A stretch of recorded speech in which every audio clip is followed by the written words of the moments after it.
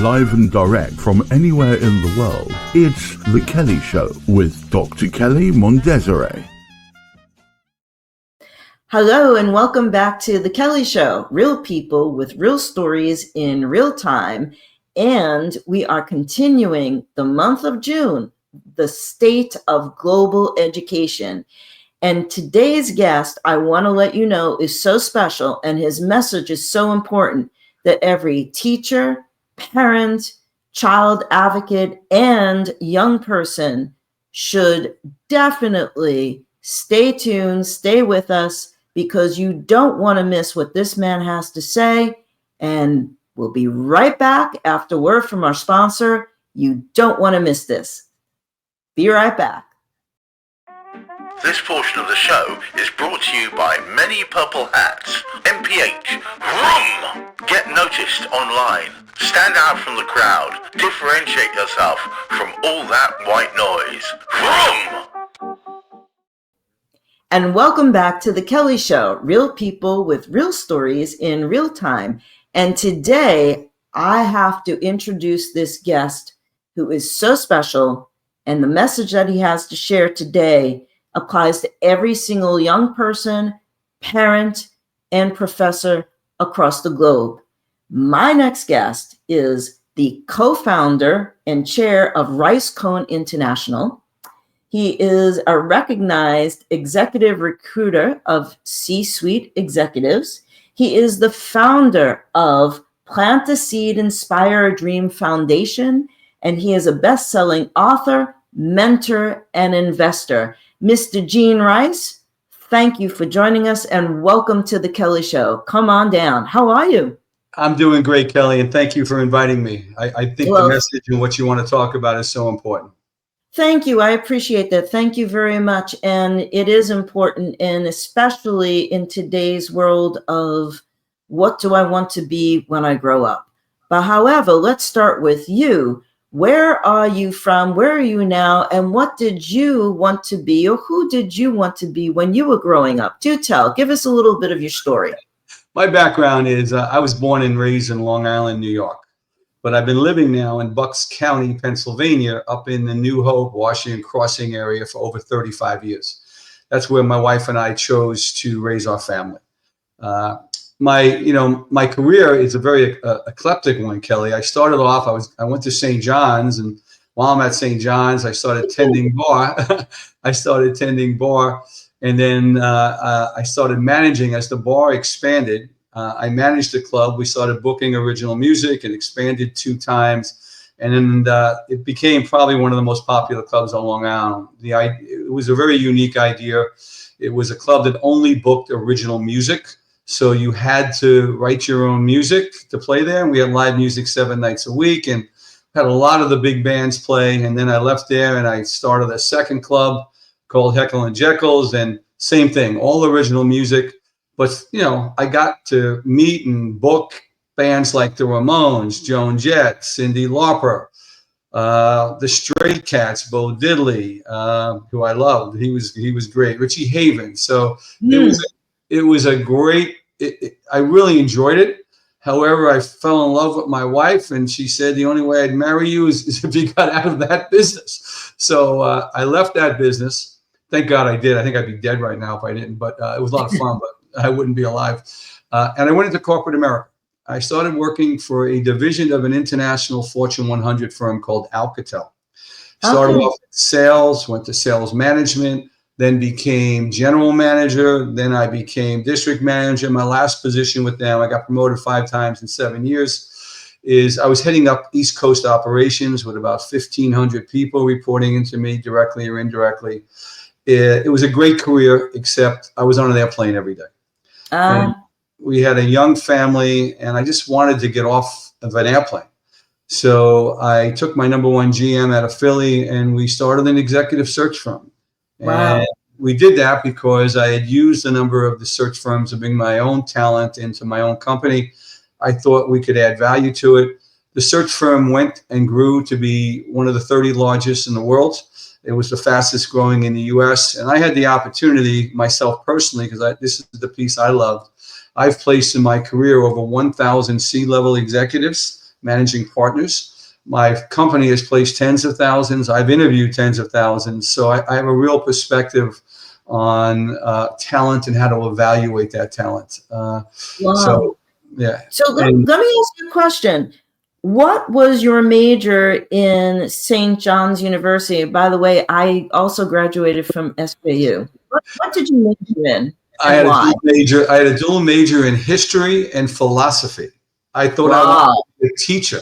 And then I got pulled into the club business, and then I felt sales was a really good fit for me, you know? Wow. That's a transition. Gosh. Yeah. Did you have Joseph Califano for ethics by any chance while you were there? I don't believe so. I would remember that, you know, but yeah, he was the cousin of the Califano, who I think was the Secretary of Health at the time.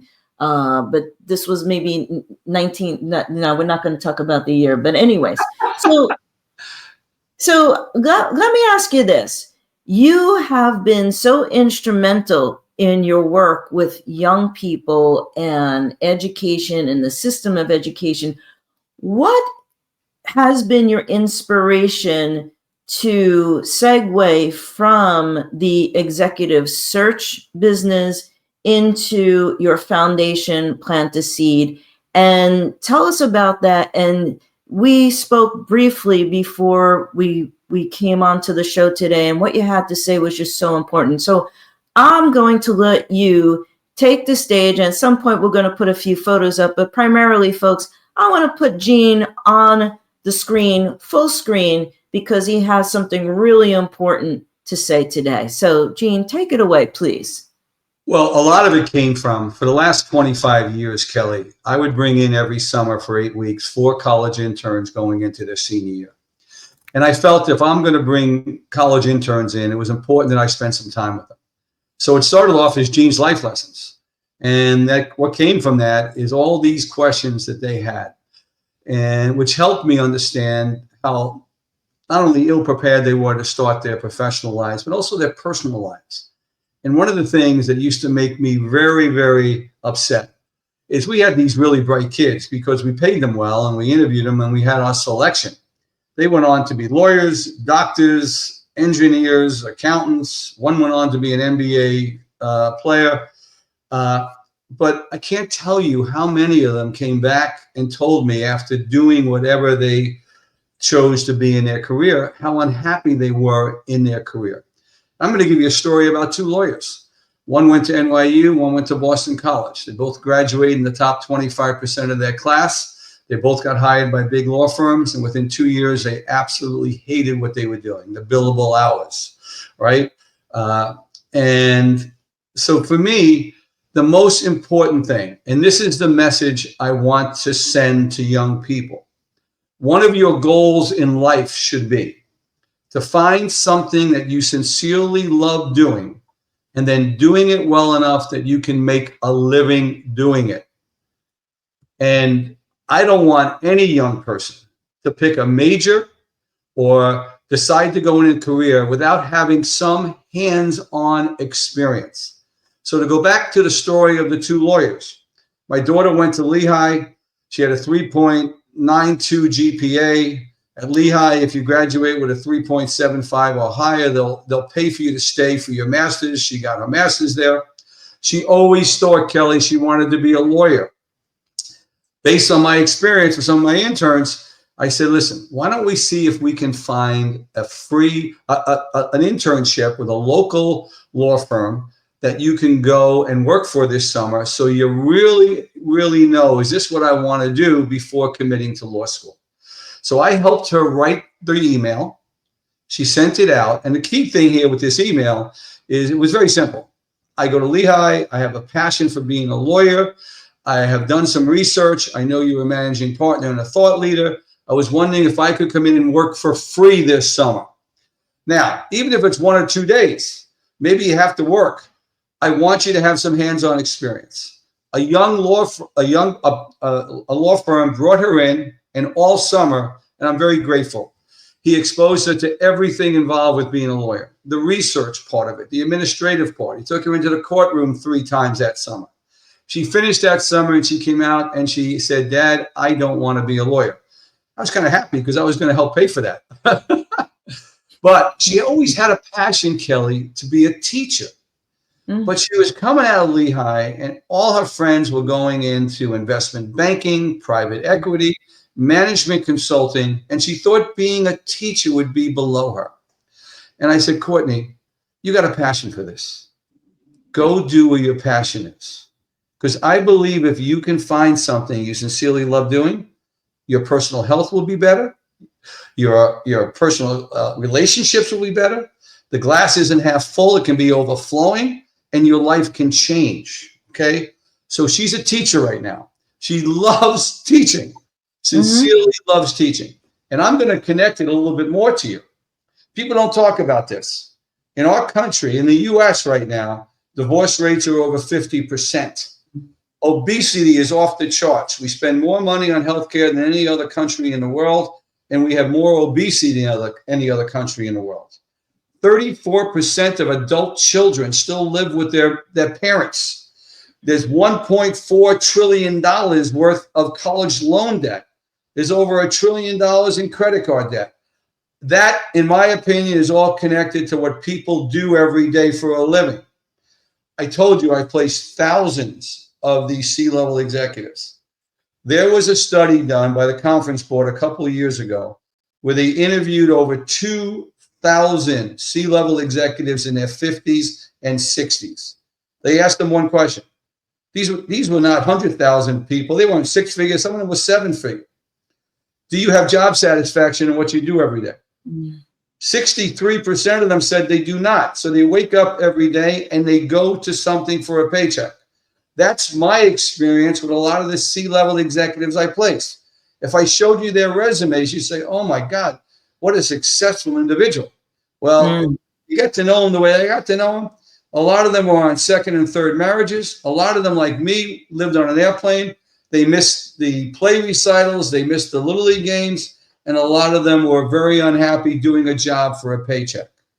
I want every young person to find something, to at least pursue something that they're passionate about and figure out how to get a job. And my whole book, Grad to Grown Up, takes them through exactly how to get that internship, how to get that hands-on experience. And the next thing I'll share with you, Kelly, they interviewed last year 100 hospice workers. These are people that are working with people at the end of their lives.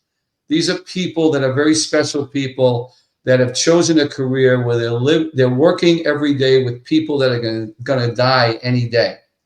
And they asked them, what do these people dying? Do they have any regrets? The number one regret they talked about is they said, looking back on my life, I wish I had followed my dreams and not someone else's dreams for me. So every young person listening right now, if you have that thing you're passionate about, and I don't care what it is, it can be being a landscaper, it can be starting a video app. I want you to try everything you can to do that. Last year, I spoke to a group of high school seniors, and I asked, do any of them have passions for their career? So one young lady said, yeah, I want to be a veterinarian. I said, okay. I said, do you know how much schooling you have to go through? Right? I said, let's figure out how we can get you some hands-on experience. And I helped her through, and I gave her the book, and she wrote the email to all the local vets, and someone brought her in that summer to work for free. Well, at the end of that summer, she emailed me and she said, I am so excited to be a vet. I'm like, great. Now go take those college loans, all right? Become a veterinarian. And what a lot of them don't understand is, how do I get that free internship? How do I take that thing I'm passionate about? I spoke to a young lady last year, very bright, going to the University of Pennsylvania. And she was studying economics and business because that's what her family thought she should do and where she could get a career. And she asked me, she said, but my passion is around acting, but they think I would never be able to break in. And I said, listen, you got to have a plan B, but let's come up with a strategy on you can maybe get some hands-on experience. Because my feeling is Why not you? Why not you? And I'll tell you a funny story to give you some hands-on experience, Kelly. This charity that knew about my charity, they worked with foster kids that never knew their parents. They helped them to college. And then if the young person was graduating from college and having a hard time getting their first job, they'd reach out to some business leaders to see if you would volunteer to help them. I get this call from this young person, from this charity. It says, we have this great young man coming out of Temple University. He's really struggling getting his first job. Will you talk to him? I said, certainly. Get him on the phone. The first question I have for him is, what was your major? He says, sports management. And I'm like, okay. First of all, what a lot of the young people don't realize, sports management, they're drawn to it, but there's very few jobs. And the people that usually get those jobs, Kelly, they usually have a hook. They know somebody, right? Oh, of course, yes. So I asked him a question. How passionate are you about this sports management? Because I'm really passionate. He goes, why do you ask? Because I said, if I'm going to help you and we get lucky enough to find you a job, I said, you're probably going to have to move to Des Moines, Iowa. Are you ready to move to Des Moines, Iowa and work for a single A baseball team? He goes, I'll move anywhere. I said, okay, here's the second question. If we strike out, you need to have a plan B. What are you willing to do if we can't break you in? And he came back to me, he says, I'd be willing to go into sales. I said, well, that's a lot easier. There's a lot more sales jobs. Let me help you. What have you done so far to try to find a job? He says, I sent my resume to the Eagles, the 76ers, the Phillies, the Flyers. No one's gotten back to me. I said, well, let me tell you the first rule of this. If any of those franchises are looking for somebody who has absolutely no experience, they will reach out to you and the other 1,000 resumes they got from people with no experience. You're never going to break in now. I said, I will help you. And Kelly, let me share with you. Because I was in executive search, I got recognized to be on a couple of these lists of the top executive recruiters internationally. So I would get every single week 80 to 100 resumes sent to me. I couldn't even look through them. Because the way executive search works, you specialize in a vertical market. You become the executive search professional that is the best in this industry. And my industry was the ed tech industry and management consulting. If you were in that space, yes, I could add some value. But most of these resumes, you could be the best CEO in the medical device industry. I'm the wrong person. I would have someone on my staff go through them. But a couple of times a year, Kelly, I would get an email from a young person that would say, I'm graduating from college. I am passionate about executive search or human resources. I've done some research. I know you're a thought leader. Would you spend a few minutes with me and give me some direction? Kelly, I always responded to that email. You know why? I'd want someone to do it for one of my kids or nephews or nieces. And I asked a lot of these C-level executives I placed, would you do it? They would absolutely do it. So I helped this young man who wanted to break into sports management. I said, I'm going to give you the plan. You want to stay in Philly, so I want you to look for every major league franchise within 50 miles. We'll start there. When we strike out, we'll go to AAA, AA. And then when you strike out, we'll go every 250-mile radiuses. And if we get lucky, you'll end up in Des Moines, Iowa. So I said, start off with those 4 franchises. I want you to identify every C-level executive within the Philadelphia Eagles, the Flyers, the 76ers, the Phillies. I'm going to help you write the email. And in the book, Grad to Grown Up, I go through exactly how to write it. Very similar. He wrote, I am passionate about sports management. I want to break into the industry. I know you're a thought leader. Would you be willing to spend a few minutes with me and give me some direction? He sends it out. He says, let me know if anyone gets back to you. He calls me 2 days later and he says, the chief marketing officer of the Philadelphia 76ers has responded to me and he says, I can give you 30 minutes on Friday. I said, okay. Now you have to prepare for that call. You have to ask the right questions. You have to start it the right way and end it. So I prepared him for that. And the book talks about the questions you have to ask. I said, after you get off the phone, call me. So he calls me. I said, how did it go? He goes, I think it went really well. I said, why do you say that? He's invited me in on Tuesday next week to meet 3 people. I said, wait, Wow. he's inviting you in to meet 3 people. That means there's a job there. Now let me prepare you for how to interview. And that's what a lot of young people, they don't know how to interview. They go to the career center, everyone's interviewing the same way. So another one of the goals I have, which I walk them through, is every young person and every senior person should have a goal of becoming what I call a grand master of interviewing. Yes, absolutely. Because when you interview for that job you really want, you're going to be interviewing against other people that are really talented, and the grand master gets the job. For so truth. Yeah. Not to interrupt, but, years after I graduated from St. John's, the dean of the business school asked me to come back and give a few lectures to the students, and particularly the art students, because I ended up having an extremely successful career in my passion, which was art, in television, but I didn't not use the business education, the marketing education. But however, I used to go back and I would say to them, you can have all the talent in the world. You can have all the smarts in the world. But if you don't know how to get yourself through an open door, you're not going anywhere. Absolutely. You can just hang up your hat and say, forget it, sayonara, Sally. But please, I interrupt you. Please go on. So this young man went in. I prepared him for how to interview, the 5 steps of how to interview professionally and get the job. He was offered a job in the corporate sales department of the Philadelphia 76ers. Wow. Took that job. He went on to be the manager of corporate sales for the Los Angeles Kings hockey team. And it was just giving him some direction on how to break in. And that's what I'm talking about, Kelly. A lot of young people have a passion, but they don't know how to break in. And that's where, so the message I'm going to say, listen, you got to have a plan B, but if you're passionate about something, right, do everything you can to get hands-on experience to make sure the passion is real. Do an internship, try to get a paid one. If not, do a free one, right? Make sure the passion is real. So when you commit that time to the major or that career, it's real, okay? Mm-hmm.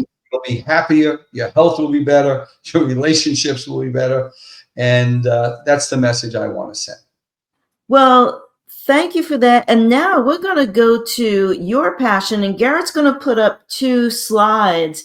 While we have these slides up, tell us about what your passion, Plant a Seed, Inspire a Dream Foundation is all about, and how it helps young people.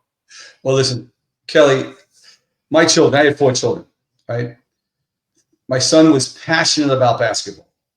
And I'll tell you, he got married a couple of years ago, and his best man and 3 of his ushers were young people that he played travel and AAU basketball with since the 4th grade, right? My oldest daughter was into drama. Her social network was all the people into the drama club. She became the president of a high school drama club, right? What do passions and interests of young people, what does it do for them? It gives them sometimes the only ray of sunshine on a cloudy day. They go to something they love doing. Hopefully, it connects them with positive role models, the guitar teacher, the basketball coach, the art teacher. Based on the passion, it connects them with a social network, like-minded kids, right? My experience has been, I had one daughter that never found her passion. She was the one, Kelly, that struggled the most out of my 4 kids in those teenage years. Well, my kids were lucky enough that we were financially at a place that they could do whatever they wanted, that they were passionate about. I know of a lot of young families, all right, where those young people have the same passions, but a lot of them are single parents. They're just getting by. My wife and I came understanding how important those passions are for young people and how it changes their lives positively and how negatively, right? I can tell you about Trenton to Philadelphia. The young kids don't have a passion. The gangs are grabbing these young kids, right?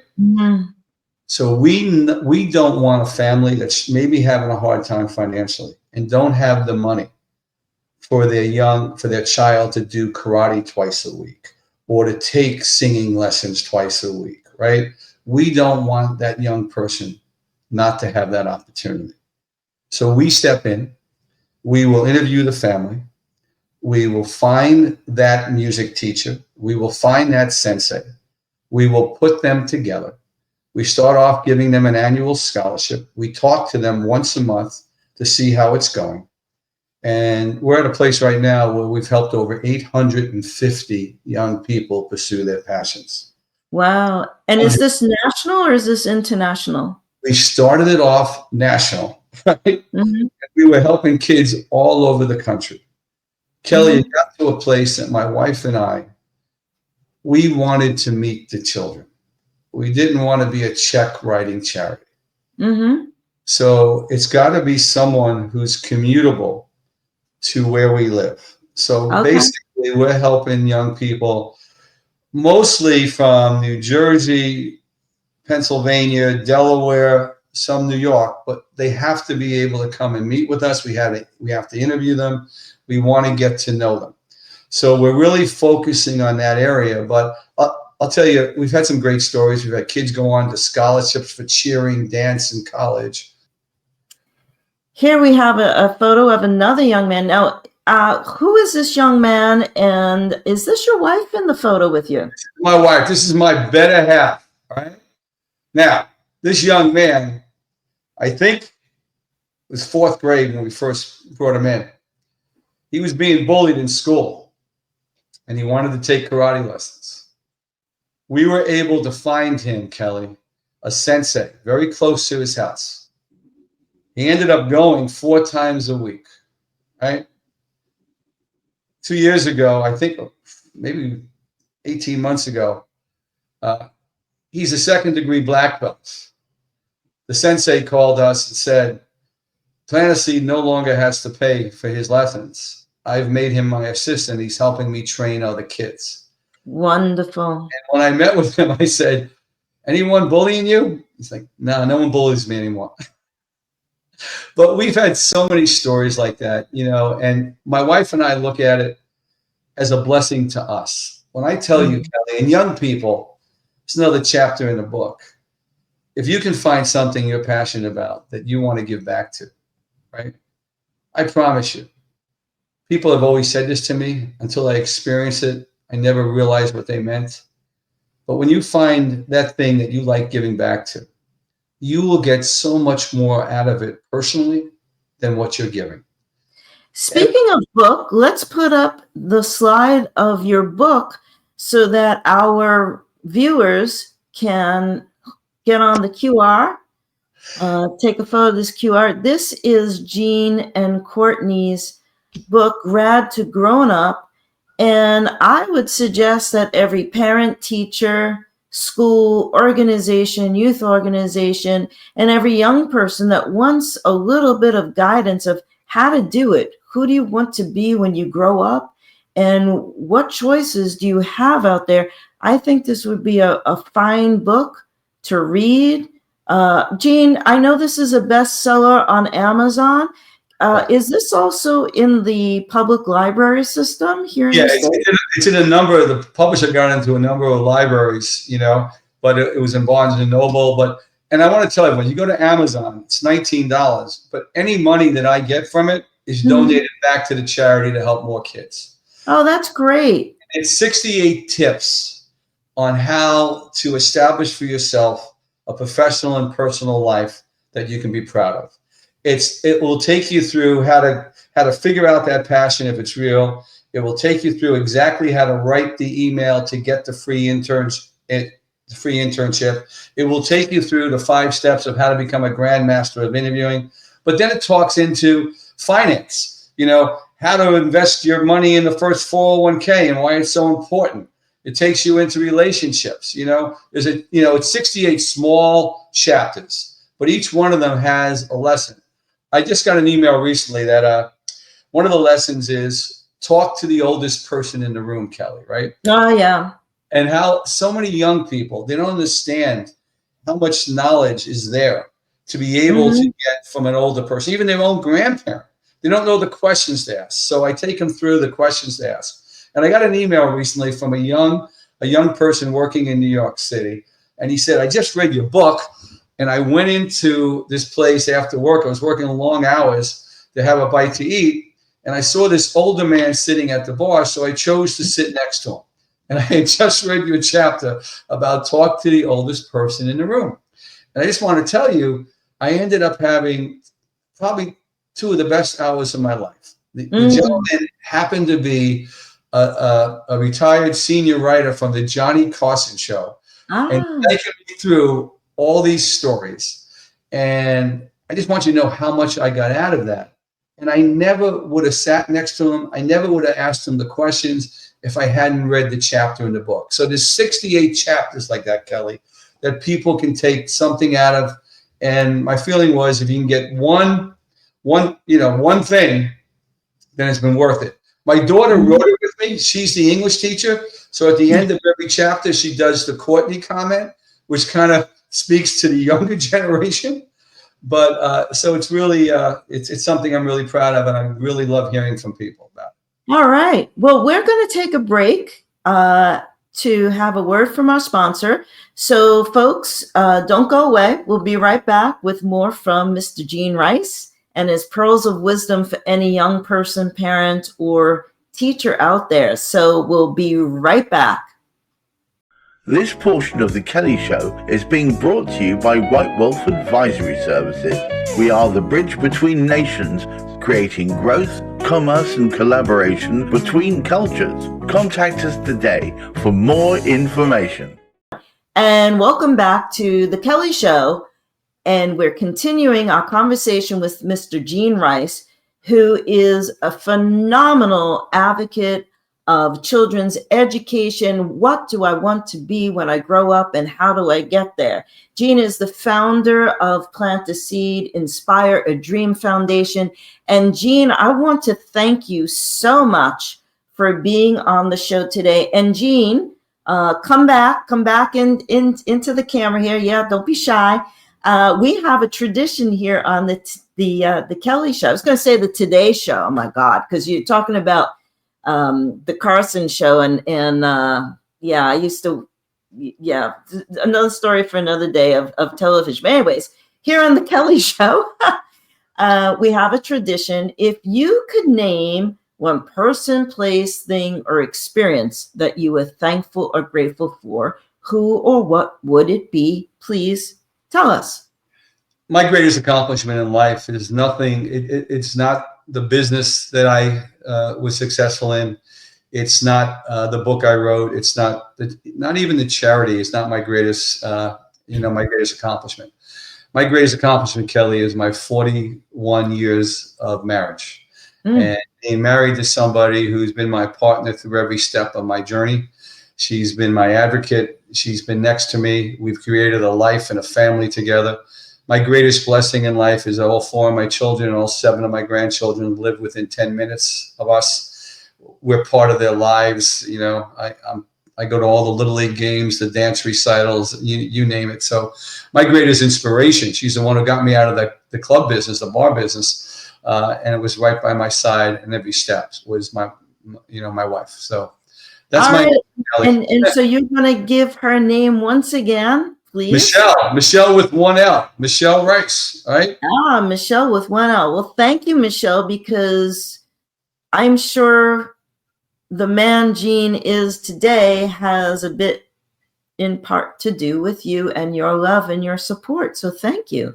And so, folks, if you would like to reach out to Mr. Gene Rice and learn more about his foundation, Plant a Seed, read his book, I highly recommend it. Gene is also available, correct me if I'm wrong, for public speaking, to go into different organizations, community events, and schools to talk about pursuing your dreams, your passions.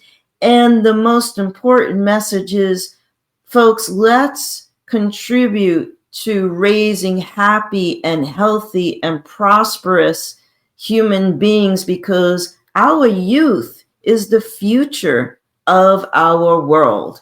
And it might not just be Earth by the time you and I are old timers, Gene, but however, for the time being, this is it.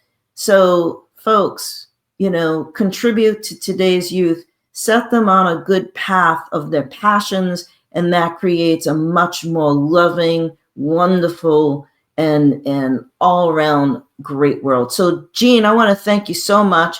And we could talk about this even more. I'd love to bring you back later on in the year to talk about thought leadership and entrepreneurism. So think about that. We'd love to have you back.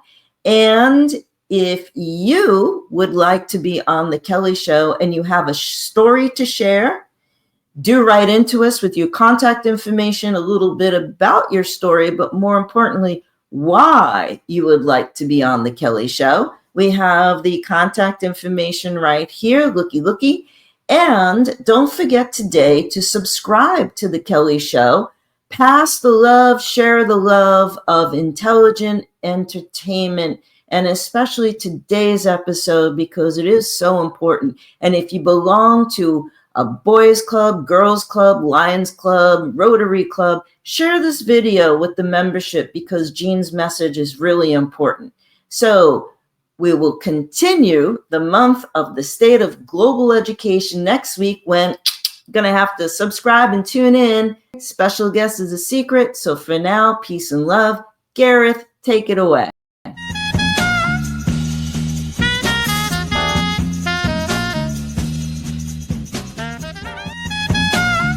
If you would like to be a guest on The Kelly Show, send us an email with your contact information, where in the world you are, and a brief description of the story you'd like to share today.